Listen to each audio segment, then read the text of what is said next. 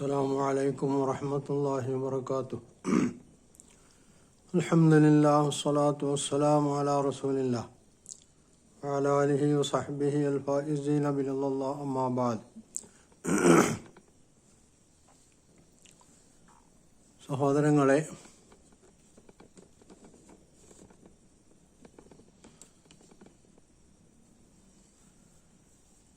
മുആവിയ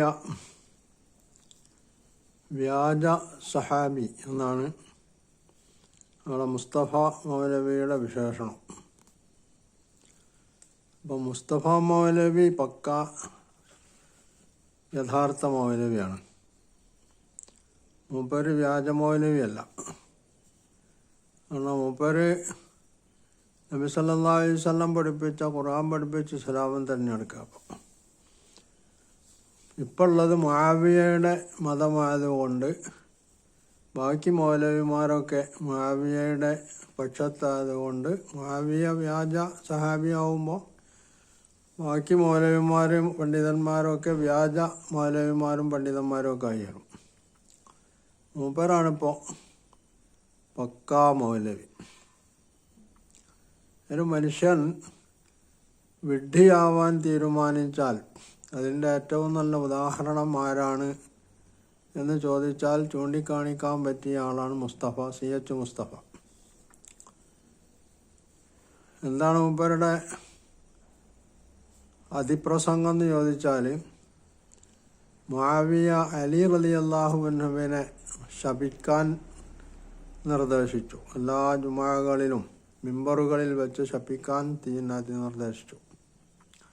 നബി സല്ലല്ലാഹു അലൈഹി വസല്ലം അദ്ദേഹത്തെ ശപിച്ചു എന്നാണ് മുആവിയയെ ശപിച്ചു എന്നാണ് മുസ്തഫ പറയുന്നത്. അതേ അവസരം നബി സല്ലല്ലാഹു അലൈഹി വസല്ലം മഹിതമായ സ്വഭാവത്തിൻ്റെ ഉടമയാണ്. അദ്ദേഹത്തെ മുആവിയൻ മതക്കാർ വളരെ ചീത്ത ആളായിട്ട് എന്താണ് ഭീകരവാദി, അതുപോലെ ക്രിമിനൽ എന്നൊക്കെ പറയാവുന്ന അവസ്ഥയിൽ കൊണ്ടെത്തിച്ചു. എന്നാൽ മൂപ്പര് നബി സല്ലല്ലാഹു അലൈഹി വസല്ലമയെ മഹത്വപ്പെടുത്തി തനിക്ക് ഇഷ്ടമില്ലാത്തവരെ ഒക്കെ നബി സല്ലല്ലാഹു അലൈഹി വസല്ലം ശപിച്ചാൽ അതുകൊണ്ട് മൂപ്പർക്ക് കുഴപ്പമൊന്നുമില്ല. നബി സല്ലല്ലാഹു അലൈഹി വസല്ലമയുടെ മഹത്വത്തിന് കുറവും വരില്ല.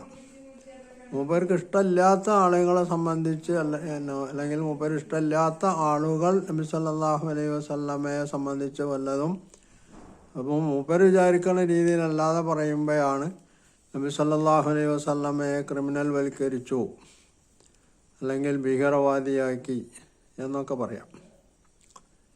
അപ്പോൾ വിഡ്ഢിത്തങ്ങൾ പറഞ്ഞുകൊണ്ടേ ഇരിക്കുക എന്നതാണ് മൂപ്പരുടെ സ്ഥിരം രീതി. ആ രീതി മുആവിയയുടെ കാര്യത്തിൽ കുറച്ച് രൂക്ഷമായി തുടരുന്നു എന്ന് മാത്രമേ ഉള്ളൂ. എന്നിട്ട് പറയുന്നത് എന്താണ്? മുആവിയ റളിയല്ലാഹു അൻഹു അലി റളിയല്ലാഹു അൻഹുവിനെ മിമ്പറുകളിൽ വെച്ച് ശപിക്കാൻ നിർദ്ദേശിച്ചു. അത് ശപിക്കാത്തത് കൊണ്ട് ഒരു ഗവർണറെ പിരിച്ചുവിട്ടു. ഇതൊക്കെ എവിടെയാണുള്ളതെന്ന് ചോദിച്ചാൽ അതുള്ളത് ചരിത്ര പുസ്തകങ്ങളിലാണ്. ചരിത്ര പുസ്തകങ്ങളുടെ അവസ്ഥ എന്താണ്, ഗതി എന്താണെന്ന് ചോദിച്ചാൽ അത് 100% മൂപ്പർക്ക് വിശ്വസിക്കാൻ പറ്റുന്നതാണ് എന്നാണല്ലോ മൂപ്പര് പറയുന്നതിൻ്റെ താല്പര്യം. ഹദീസുകൾ 200-ന് ശേഷം എഴുതുണ്ടാക്കിയതാണ്. ചരിത്രം എന്ന് പറയുന്നത് 200-ന് മുമ്പ് തന്നെ രേഖപ്പെടുത്തി വെച്ചതുമാണ്. ഇതാണ് മൂപ്പരുടെ എന്താണ് അതിന് പറയാം, മൂപ്പര് വിശേഷിപ്പിക്കണത്, മൂപ്പര് പറഞ്ഞുകൊണ്ടിരിക്കണത്. യഥാർത്ഥത്തിൽ ചരിത്രവും ഹദീസും ഇത് രണ്ടും പഠന വിധേയമാക്കിയാൽ കാണാവുന്ന ഒരു സംഗതി, ഹദീസ് എന്ന് പറയുന്നത് മുഹദ്ദിസുകൾ അത് നെല്ലും പതിരും ഒക്കെ തിരിച്ച് ഹദീസ് ഉദ്ധരിച്ച ഓരോ വ്യക്തിയെയും വിശദമായി പഠിച്ച് അയാളുടെ ചരിത്രം രേഖപ്പെടുത്തി ആരൊക്കെ വിശ്വസ്തരാണ് ആര് അവിശ്വസ്തരാണ് എന്നൊക്കെ കൃത്യമായി നിർണയിച്ചതിന് ശേഷമാണ് ഹദീസ് രേഖപ്പെടുത്തി വെച്ചിട്ടുള്ളത്. ഈ ഹദീസിനെ സംബന്ധിച്ച് മൂപ്പര് പറയുന്നത് 200-ന് ശേഷം എഴുതിയുണ്ടാക്കിയത്. അതും ആർക്ക് വേണ്ടി? അത് ഉമവികൾക്ക് വേണ്ടി ഗൂഢാലോചന നടത്തിയിട്ട് എഴുതിണ്ടാക്കിയെന്ന്. അതായത് 132 അസ്തമിച്ചു പോയ ഉമവി ഭരണകൂടത്തിന് വേണ്ടി 2-ാം നൂറ്റാണ്ടിൻ്റെ അവസാനത്തിൽ അല്ലെങ്കിൽ 3-ാം നൂറ്റാണ്ടിൻ്റെ ആരംഭത്തിലൊക്കെ ആയിട്ടാണ് ഈ മുഹദ്ദിസുകളൊക്കെ ജീവിച്ചിട്ടുള്ളത്. ഇവർ നേരത്തെ അസ്തമിച്ചു പോയ ഉമവി ഭരണകൂടത്തിന് വേണ്ടി ഗൂഢാലോചന നടത്തിയിട്ടാണ് ഹദീസുകൾ എഴുതിണ്ടാക്കിയത്. അപ്പം എന്തായിരുന്നു ഈ മുഹദ്ദിസുകൾക്ക് ഇതുകൊണ്ടുള്ള ലാഭം എന്ന് ചോദിക്കേണ്ട, കഥയിൽ ചോദ്യമില്ല എന്നാണല്ലോ. ചരിത്രത്തിൻ്റെ കാര്യമോ? ചരിത്രത്തിൻ്റെ കാര്യം മൂപ്പരെ ഉദ്ധരിച്ചിട്ടുള്ള തബരി തന്നെ എടുത്താൽ, തബരി തൻ്റെ കിതാബുൽ മുലൂക്ക് വൽ ബുൽദാൻ, ഈ കിതാബിൻ്റെ ആമുഖത്തിൽ അദ്ദേഹം പറയണത്, ഇതിൽ നിങ്ങൾക്ക് വായനക്കാരന് ഇഷ്ടകരമല്ലാത്ത വല്ലതും കാണാൻ പറ്റുമെങ്കിൽ അത് എനിക്ക് കിട്ടിയത് ഞാൻ ആ രീതിയിൽ പകർത്തി വച്ചു എന്നേ ഉള്ളൂ എന്നാണ്. എന്ന് പറഞ്ഞാൽ ഇപ്പം ചരിത്രകാരന്മാരാരും തന്നെ ഇത് ശുദ്ധീകരിച്ച് അതിൻ്റെ നെല്ലും പതിരും വേർതിരിച്ച് സഹീഹും ദഈഫും പ്രബലവും ദുർബലവും ഏതൊക്കെയാണ് എന്ന് വേർതിരിച്ച് എഴുതിയിട്ടില്ല എന്ന് അവർ തന്നെ സമ്മതിക്കുന്ന സാധനമാണ് ചരിത്രം എന്ന് പറയുന്നത്. അങ്ങനെയുള്ള ചരിത്രം ഇവർക്ക് വലിയ പ്രമാണമാണ്. ഹദീസ് പ്രമാണമല്ലതാനും. ഹദീസ് ചരിത്രം എന്നുള്ള ആൾക്ക് അംഗീകരിക്കും, അതും ഇവർക്ക് പറ്റിയതേ സ്വീകരിക്കുള്ളൂ. അപ്പോൾ മുആവിയയെ ശപിച്ചുകൊണ്ടത് മൂപ്പർക്ക് പറ്റിയ ഹദീസാണ്, അതുകൊണ്ടാണ് മൂപ്പർ സ്വീകരിക്കുന്നത്. അതേസരം അബൂബക്കർ റളിയല്ലാഹു അൻഹു നബി സല്ലല്ലാഹു അലൈഹി വസല്ലം പറഞ്ഞതനുസരിച്ചാണ് പ്രവാചകന്മാരുടെ സമ്പത്ത് വീതം വെക്കാവുന്നതല്ല, അനന്തരാവകാശികൾക്ക് വീതിച്ചെടുക്കാവുന്നതല്ല, അത് മുസ്ലിങ്ങൾക്ക് ഉള്ള സദക്കയാണ് എന്ന് പറഞ്ഞത് അബൂബക്കർ റളിയല്ലാഹുവിന് ഖുർആനും ഇസ്ലാമും ഒന്നും മനസ്സിലാവാത്തത് കൊണ്ട് അദ്ദേഹം ഖുർആന് തെറ്റായിട്ട് തീരുമാനം കൽപ്പിച്ചു. എന്ന് പറഞ്ഞാൽ ഖുർആനെ അതിൻ്റെ ശരിയായിട്ടുള്ള അർത്ഥത്തിൽ മനസ്സിലാക്കിയിട്ടുള്ള ആളാണ് നമ്മളുടെ മഹാനായിട്ടുള്ള CH മുസ്തഫ മൗലവി.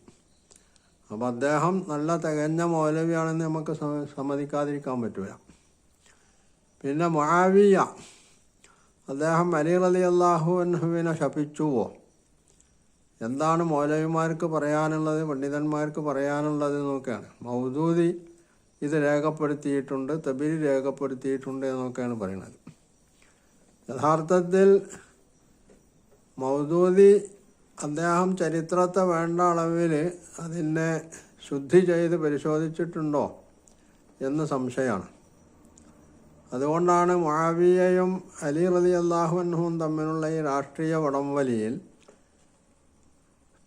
പിൽക്കാലത്ത് മസൂദിയുടെ മുറൂജ് ദഹബ് പോലുള്ള ഷീഈ ഗ്രന്ഥങ്ങളിൽ വന്നിട്ടുള്ള ഇത്തരം ചരിത്ര കൃതിപ്പുകൾ എന്നേ അതിനെപ്പറ്റി പറയാൻ പാടുള്ളൂ. കാരണം അദ്ദേഹത്തിൻ്റെ ഇവരുടെ ഒന്നും മുമ്പുള്ള ആളുകൾ, പൂർവികന്മാരായിട്ടുള്ള ആളുകളൊന്നും മുആവിയ റളിയല്ലാഹു അൻഹു അലി റളിയല്ലാഹുവിനെ ശപിച്ചു എന്ന് എവിടെ എഴുതി വെച്ചിട്ടില്ല, പറഞ്ഞിട്ടുമില്ല എന്നുള്ളതാണ്.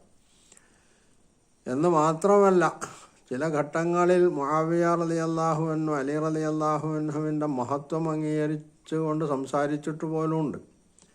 അലിയും താനുമായുള്ള ബന്ധം എത്ര, അല്ലെങ്കിൽ അനുവാദം, അല്ലെങ്കിൽ അലിയെ അപേക്ഷിച്ച് തനിക്കുള്ള സ്ഥാനം എന്താണ് എന്ന് മുആവിയയോട് ചോദിച്ച ആളുകളോട് അദ്ദേഹം അലി റളിയല്ലാഹു അൻഹുവിനെ മഹത്വവൽക്കരിച്ചുകൊണ്ടാണ് സംസാരിച്ചിട്ടുള്ളത്. ഞാൻ അലിയുടെ അടുത്തൊന്നും എത്തൂല എന്ന് തന്നെ മുആവിയ റളിയല്ലാഹു അൻഹു പറയുന്നുണ്ട്. മാത്രവുമല്ല, അലി റളിയല്ലാഹു അൻഹുവിൻ്റെ മകൻ ഹസൻ റളിയല്ലാഹു അൻഹു ഖിലാഫത്ത് ഏറ്റെടുത്തിട്ട്, അലി റളിയല്ലാഹു അൻഹു മരിച്ചപ്പോൾ, കൊല്ലപ്പെട്ടപ്പോൾ ഹസൻ ഖിലാഫത്ത് ഏറ്റെടുത്ത് 6 മാസം കഴിഞ്ഞപ്പോൾ ഈ ഖിലാഫത്ത് മുആവിയക്ക് ഏൽപ്പിച്ചു കൊടുക്കുകയാണ് ചെയ്യുന്നത്.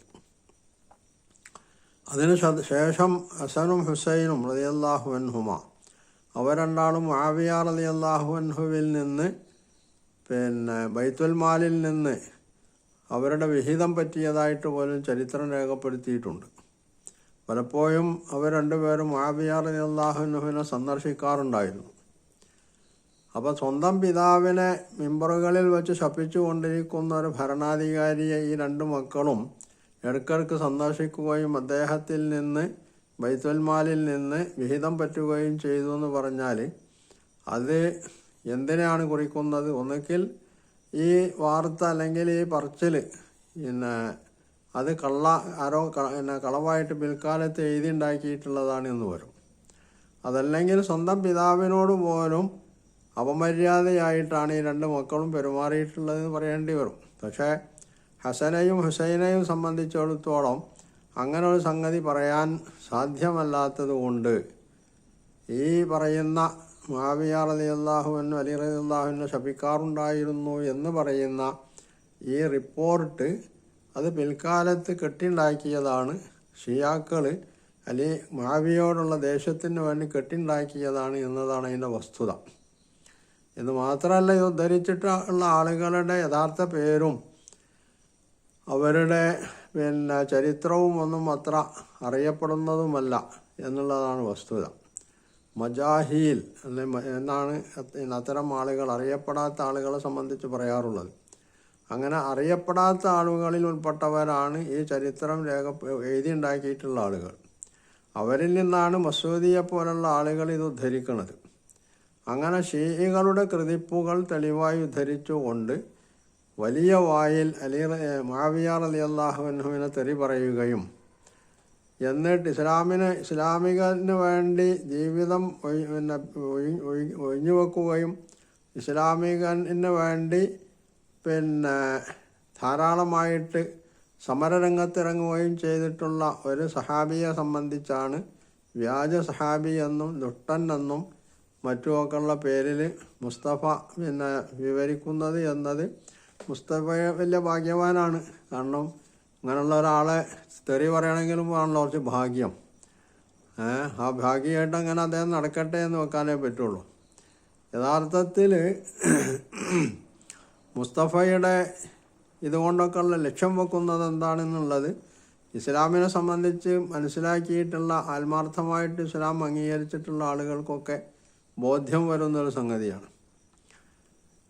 എന്ന് മാത്രമല്ല, സിഫീൻ യുദ്ധം അത് അലി റളിയല്ലാഹു അൻഹു മുആവിയയും തമ്മിലുള്ള യുദ്ധമായിരുന്നു എന്നുള്ളത് ശരിയാണ്. ഈ യുദ്ധം പോലും മുആവിയ റളിയല്ലാഹു അൻഹു അങ്ങോട്ട് തുടങ്ങിയതല്ല എന്നുള്ളതാണ് ചരിത്രം രേഖപ്പെടുത്തി വെച്ചിട്ടുള്ളത്. അലി റളിയല്ലാഹു അൻഹു ഖലീഫ എന്നുള്ളവർക്ക് അദ്ദേഹത്തെ മുആവിയ അംഗീകരിക്കാത്തത് കൊണ്ട് മുആവിയയോട് യുദ്ധം ചെയ്യാൻ അലി റളിയല്ലാഹു അൻഹു പുറപ്പെട്ടു. ആ വിവരം അറിഞ്ഞപ്പോൾ മുആവിയ റളിയല്ലാഹു അൻഹു നേരിടാൻ പോയി. ആ സംഭവം യഥാർത്ഥത്തിൽ ഇസ്ലാമിക ലോകത്ത് നഷ്ടം വരുത്തിയിട്ടുള്ള ഒരു സംഭവമാണ് എന്നതിൽ അഭിപ്രായ വ്യത്യാസമൊന്നുമില്ല. പക്ഷേ ആ സംഭവം കഴിഞ്ഞതിന് ശേഷം അലി റളിയല്ലാഹു അൻഹു മുആവിയയെ സംബന്ധിച്ചും മുആവിയയുടെ പക്ഷത്ത് കൊല്ലപ്പെട്ട ആളുകളെ സംബന്ധിച്ചും എന്താണ് പറഞ്ഞിട്ടുള്ളതെന്നും ചരിത്രം രേഖപ്പെടുത്തി വെച്ചിട്ടുണ്ട്. അലി റളിയല്ലാഹു അൻഹു അത്തരം ആളുകളെ പ്രശംസിക്കുകയും അവർക്ക് വേണ്ടി അള്ളാഹുവിനോട് റഹ്മത്തിനും മഗ്ഫിറത്തിനും വേണ്ടി പ്രാർത്ഥിക്കുകയുമാണ് ചെയ്തിട്ടുള്ളത് എന്നുള്ളതാണ് വസ്തുത. അപ്പോൾ അവർ രണ്ടുപേരും അല്ലെങ്കിൽ അവരുടെ രണ്ടാളുടെയും പക്ഷത്തുള്ള ആളുകളും അവർ മനസ്സിലാക്കിയിട്ടുള്ള അവരുടെ ഇജ്തിഹാദീപരമായിട്ടുള്ള ഒരു സംഗതിയിൽ അവർക്ക് അബദ്ധങ്ങൾ പണിച്ചിട്ടുണ്ടാവും. കാരണം ഇജ്തിഹാദിൽ അബദ്ധം പണയാമെന്നുള്ളത് സർവാംഗീകൃതമായിട്ടുള്ളൊരു സംഗതിയാണ്. പക്ഷേ ഈ അബദ്ധത്തിൻ്റെ പേരിൽ അവർ പിന്നീട് ശത്രുത വെച്ച് പുലർത്തിയിരുന്നു എന്ന് ചോദിച്ചാൽ അതിന് പ്രബലമായിട്ടുള്ള ചരിത്രത്തിൻ്റെ ഒന്നും പിൻബലമില്ല എന്നുള്ളതാണ് വസ്തുത. അപ്പോൾ പിന്നീട് പിൽക്കാലത്ത് ഷീഇകളായിട്ടുള്ള ഉമ്മവികളുടെ എതിരാളികളായിട്ടുള്ള ഷീഇകൾ അവർ ഒരുപാട് കള്ളക്കഥകൾ എഴുതിയുണ്ടാക്കിയിട്ടുണ്ട്. നേരെ ഫാത്തിമ റളിയല്ലാഹു അൻഹ തീ വെച്ച് കൊല്ലപ്പെട്ടതാണ്, അവരുടെ വീടിന് തീ കൊടുത്തതാണ്, അതിലാണ് കൊല്ലപ്പെട്ടതെന്ന് പറയുന്ന കള്ളക്കഥ പോലെ തന്നെ മുആവിയ റളിയല്ലാഹു അൻഹുവിനെ സംബന്ധിച്ചും അതുപോലുള്ള ഒരുപാട് കള്ളക്കഥകൾ അവർ പ്രചരിപ്പിച്ചിട്ടുണ്ട്.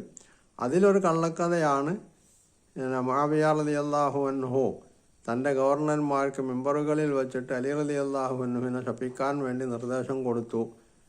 ഉമർ ബിൻ അബ്ദുൽ അസീസ് ഖലീഫ ആയതിനു ശേഷമാണ് അതിന് മാറ്റം വന്നിട്ടുള്ളത് എന്നൊക്കെ പറയുന്നത്. അപ്പം ഇങ്ങനെയുള്ള കള്ളക്കഥകൾ പറഞ്ഞുകൊണ്ട് കാലം കഴിക്കാനുള്ളതാണ് മുസ്തഫയുടെ യോഗം എന്ന് സമാധാനിക്കാനേ നമ്മൾക്ക് പറ്റുകയുള്ളൂ.